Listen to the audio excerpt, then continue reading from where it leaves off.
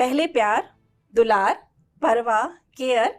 मैं तुम्हारे लिए वो सब कुछ करूंगा जो तुम चाहती हो। तुम्हें पलकों पे बिठा के रखूंगा। जो तुम्हारे परिवार के लोग नहीं करते मैं वो तुम्हारे लिए करूंगा। तुम्हारे सपनों को उड़ान दूंगा, तुम्हारे पंखों को परवाज दूंगा। मैं ही हूँ वो जो तुम्हारे लिए सब कुछ कर सकता हूँ और तुम मेरी हो, और हमें ये दुनिया एक होने से रोक नहीं सकती है। उसके बाद हिंसा, दबाव, शारीरिक शोषण, मानसिक शोषण, और वो भी प्यार के नाम पे धोखा। क्या यही सच्चाई होती है प्यार की? क्या यही प्यार है? क्या है आखिर प्यार? The Kerala story 2। मैं पूछती हूँ आज की उन युवा किशोरियों से, इतने सारे केसेस हमारे सामने चलते रहते हैं, उसके बावजूद भी ऐसा उनके साथ क्या हो जाता है कि वो फिर एक हादसे का शिकार हो जाती हैं? किस लिए, क्यों और कब तक? आखिर किस तरह से समाज उनको समझाएगा कि उनके लिए सही क्या है, उनके लिए गलत क्या है, कि माँ बाप परिवार उनके दुश्मन नहीं है? इसी मूवी का इस मूवी में एक छोटा सा जो एक चीज दिखाई गई है, बड़े लेवल की चीज को छोटे रूप में दिखाया गया, लेकिन कितना दर्दनाक और कितना खौफनाक है। कभी सच्चाई को आप देखना चाहेंगे, देखिएगा द केरला स्टोरी 2। लेकिन देखेंगे उससे पहले हम आज मिलवाने जा रहे हैं इनकी लीड रोल उल्का जी से, जो आज हैं डायरीज बाय वर्तिका में फर्स्ट इंडिया न्यूज के चैनल में हमारे साथ हैं। आइए सबसे पहले वेलकम करते हैं उल्का का। सबसे पहले thank you so much Vartika ji, इतना अच्छा इंट्रोडक्शन देने के लिए, and you are looking amazing. Thank you so much First India News for having me here in Jaipur. बहुत अच्छा लग रहा है। मैं एक्चुअली अपने एक म्यूज़िक वीडियो की शूट के लिए जयपुर में आई थी, बट गोविंद देव जी का प्यार, उनका लाड मुझे हमेशा खींच लाता है। और आज मैं बहुत प्राउडली कह सकती हूँ कि मैं अपनी मूवी केरला स्टोरी 2 जो रिलीज़ हो चुकी है और सेकंड वीक चल रहा है, और मैं उसके बीच इस फिल्म को प्रमोट करने के लिए यहाँ आई हूँ। क्या आपका एक्सपीरियंस रहा? कितना आपने रिलेट किया इसके साथ? मैं यही कहना चाहूँगी कि मुझे ऐसा लगता है कि इस किरदार ने मुझे चुना, इस प्रोजेक्ट ने मुझे चुना। मैं हमेशा से चाहती थी कि मैं कुछ बहुत ही पैशनेट सा कुछ किरदार करूँ। देखा जाए तो कोई कमी नहीं है कहीं भी, और मैं प्यार करने को या किसी भी धर्म को मैं नहीं कह रही कि धर्म बुरा है।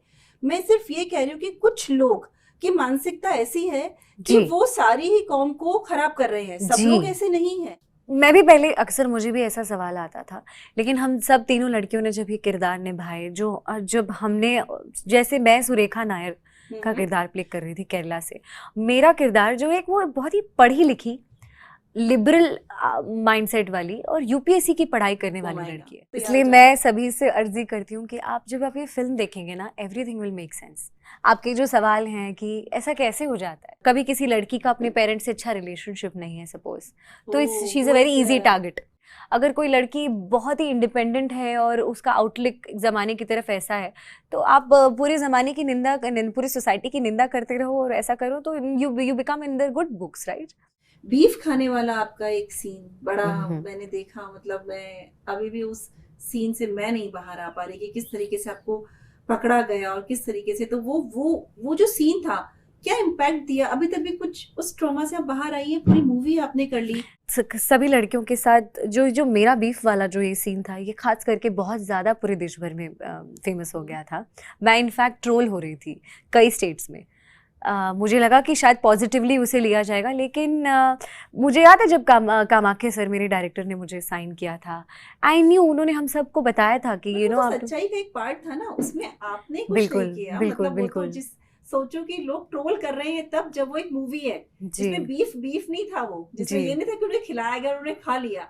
सिर्फ वही दिखाया गया है कि एक हिंदू सनातनी बच्ची को अपने घर ले जाके उसके साथ क्या क्या होता है, उसको बंद कमरे में, मतलब उसको बीफ खिलाया जा रहा है, तो वो, और उसके लिए आप ट्रोल कर रहे हैं। मतलब यहाँ भी एक समाज की एक मानसिकता ही नजर आ रही है कि बिल्कुल कितना समझा रहे हैं, हर तरीके से समझा रहे हैं, हर तरीके से बता रहे हैं, उसके बाद भी आप ट्रोल किसको कर रहे हैं? जो आपके फेवर की बात कर रही है, आपकी अच्छाई की बात कर रही है। एग्जैक्टली नहीं, बट मुझे पता है कि जितना ज़्यादा मुझे ट्रोल किया गया उस बीफ वाले सीन के लिए, मतलब मुझे लिटरली मैसेजेस करते थे कि ये लो बीफ की रेसिपी, ये खाओ, ऐसा खाओ, और मेरे हर पिक्चर के नीचे ऐसे आपत्तिजनक मैसेजेस और मेरे AI जनरेटेड वीडियोस और क्या कुछ नहीं।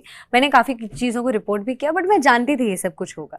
लेकिन मेरा इंतज़ार था कि सिर्फ कि जब वो फिल्म आए केरला स्टोरी 2 और उसका जो रिस्पॉन्स आएगा, जो समाज में चेंज आएगा, मुझे उसी की अपेक्षा थी। और जितना मुझे हेट मिला उससे 10 गुना ज़्यादा मुझे प्यार मिला है देश भर से। और मैं जानती थी, पर सोचा था उससे ज़्यादा प्यार मिला। बहुत अच्छा लगता है। आज भी लोग मुझे मैसेज करते हैं, ईमेल करते हैं, चिट्ठियाँ भेजते हैं कि मैम आपने ये मूवी करके बहुत अच्छा काम किया।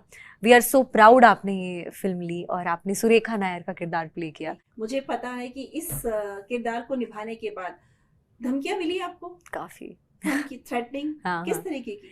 लेकिन क्या ही मैं बताऊं, मतलब फिर भी एक बार एग्जांपल नहीं, कभी हम आप, भी जरा लोगों की मैं स्टेट का नाम नहीं लेना चाहती, कभी आप यहाँ आई तो आपको पता चलेगा, या आपका जीना कितना मुश्किल कर देंगे हम, आपको पता नहीं है। एक स्टार बनने के साथ साथ ये सभी चीज़ों का तो अनुभव करना लाजमी है। प्यार समझने में शायद पूरी ज़िंदगी लग जाएगी, क्या सही है क्या नहीं है, लेकिन जो सबसे प्योर फॉर्म ऑफ प्यार है ना, वो हमारे माँ बाप है, हमारा परिवार है। और अपनी, मुझे ऐसा लगता है जैसे अभी एक पंडित आपके ऑफिस में जो पंडित जी, उन्होंने एक बहुत अच्छी बात कही कि आजकल की छोटी छोटी बच्चियां उन्हें सवाल पूछ रही हैं कि मेरी शादी कब होगी। मुझे लगता है शादी से आगे भी एक दुनिया है, और एक लड़की के लिए फाइनेंशियली स्ट्रांग होना, एजुकेटेड होना बहुत ज़रूरी है। मुझे लगता है उन्हें बचपन से इन्हीं चीज़ों पे फोकस करना चाहिए। आगे जाकर क्या होगा, बिकॉज जब शादी का एक सही वक्त होगा, वो होगा। मैं नहीं कहती हूँ कि प्यार करना कोई गुनाह है, बिल्कुल कोई गुनाह नहीं है। आपका भी रेप हुआ था इसमें आफ्टर जस्ट मैरिज? जी, वी शुड नॉट टॉक, मतलब मैं नहीं चाहती हूँ कि मूवी में क्या एलिमेंट्स है सभी हम ऐसे ही दे दें। मैं चाहूंगी कि ऑडियंसेस जाएं और देखें। लेकिन हाँ, हमारे धर्म में बचपन से क्यों नहीं वो चीज लाई जाती है? क्यों इतना लिबर्टी होना अच्छी बात है, लेकिन आपको ही लगता कि नहीं? आज हम ब्रॉड माइंड के साथ, पेरेंट्स भी कहते हो my daughter is so broad, we are so broad, so what happen, अगर उसने ऐसा कर लिया तो गो हैड। मुझे लगता है सनातन धर्म, एक हिंदू होना ही ऑलरेडी हम सेक्युलर हैं, मतलब उसके आगे आपको कुछ करने की जरूरत नहीं है।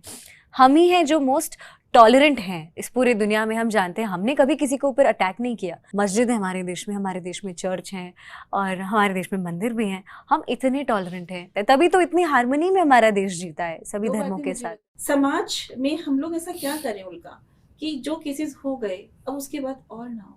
सबसे पहले तो मुझे लगता है आप सभी को मिलकर केरला स्टोरी 2 देखनी चाहिए, जिन्होंने नहीं देखी है।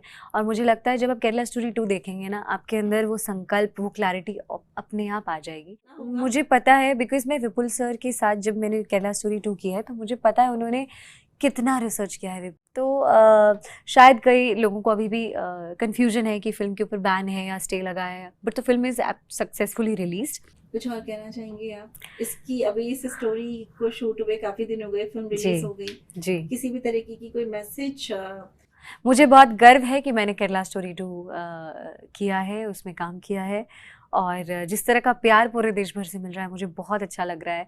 और मुझे लग रहा है कि there is going to be a great positive change in the society, in the Indian society, and I am really looking forward to it. And as an actor मुझे अच्छा लगा कि मैंने सुरेखा नायर के जो इतने सारे शेड्स थे वो मैं प्ले कर पाई।